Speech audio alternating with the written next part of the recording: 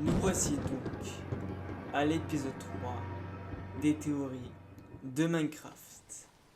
Avant de commencer de parler du sujet très spécial, j'aimerais d'abord vous proposer de vous mettre dans une pièce très sombre, d'éteindre la lumière, de manger, de boire si vous le souhaitez, mais surtout de vous installer confortablement, car nous allons parler de la plus grande théorie pour moi, mais peut-être aussi pour d'autres personnes qui jouent à Minecraft, d'une théorie inexplicable, terrifiante, qui fait froid dans le dos. Si vous êtes bien installé et que vous êtes prêt, nous pouvons commencer.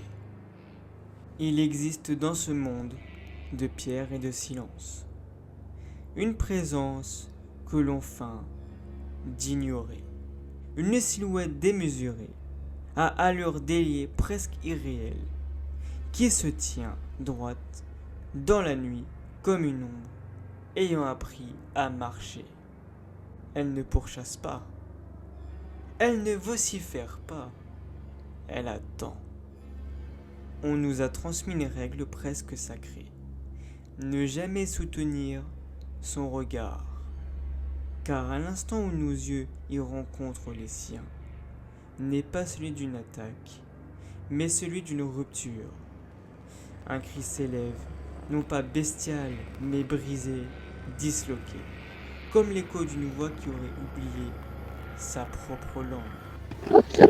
Dans les confines du vide, des cités se dressent encore suspendues au néant, œuvre d'une main disparue, vestige d'une volonté. Et il erre là, déplaçant les blocs du monde, comme s'il cherchait à recomposer un souvenir effacé. Alors aujourd'hui, une question s'impose. Est-ce véritablement un monstre, ou la reliquat tragique de quelque chose qui fut jadis semblable à nous? Connaissez-vous le Slenderman? Né en 2009 sur un forum internet, Something Awful, je ne sais pas si je le prononce bien, créé comme une creepypasta, pure légende urbaine numérique, conçue pour provoquer un malaise psychologique. Slenderman est une entité de fiction collaborative et son mythe a grandi grâce aux histoires des internautes. Pourquoi vous ai-je parlé du Slenderman? C'est très simple. Le Slenderman et l'Enderman, ce sont des êtres similaires et qui sont comparés de manière claire, profonde, intéressante, et ce n'est pas un hasard.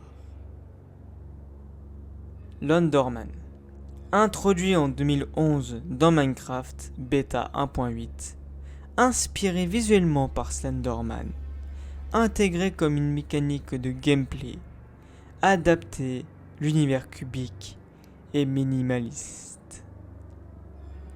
Mojang n'a jamais caché l'inspiration, mais l'Enderman est devenu bien plus qu'un clin d'œil. Quels sont les points en commun entre le Slenderman et l'Enderman? Pour commencer, ils sont tous les deux très grands.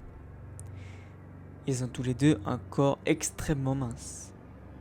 Ils ont aussi des membres démesurés, des couleurs sombres, mais surtout une présence silencieuse et inquiétante. Les deux jouent sur la peur primitive des proportions anormales. La différence entre l'Enderman et Slenderman, c'est que le Slenderman, lui, n'a pas de visage, alors que l'Enderman, lui, a des yeux violets et lumineux. Le Slenderman, lui, porte un costume, alors que l'Enderman est une créature brute, presque organique. le Slenderman est humanoïde et formel, alors que l'Enderman est une version déformée, plus alien. Le regard est la connexion la plus forte entre les deux créatures similaires. Pour commencer, le Slenderman, plus on le regarde, plus il devient dangereux. Il provoque la paranoïa, des hallucinations, et sa présence altère la réalité. L'Enderman, lui, il reste neutre tant qu'on ne le regarde pas. Le contact visuel déclenche son agressivité, et il émet un cri déchirant en attaque. Dans les deux cas, le regard est l'interrupteur. On active soi-même la menace, et c'est une peur psychologique, la peur d'être observé, puis de réaliser que l'observation est réciproque. Écoutez bien attentivement le cri du Slenderman.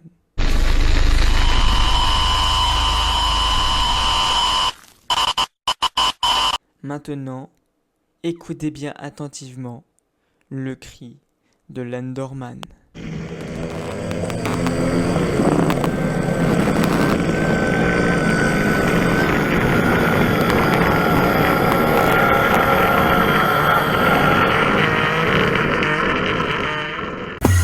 Ils ont aussi d'autres points en commun. Le Slenderman peut se téléporter. Il joue sur la manipulation mentale, l'influence physique, l'influence psychique et la disparition inexpliquée. L'Enderman peut aussi se téléporter. Mais lui joue sur manipulation de blocs, immunité aux projectiles, il les esquive en particulier, et il est vulnérable à l'eau.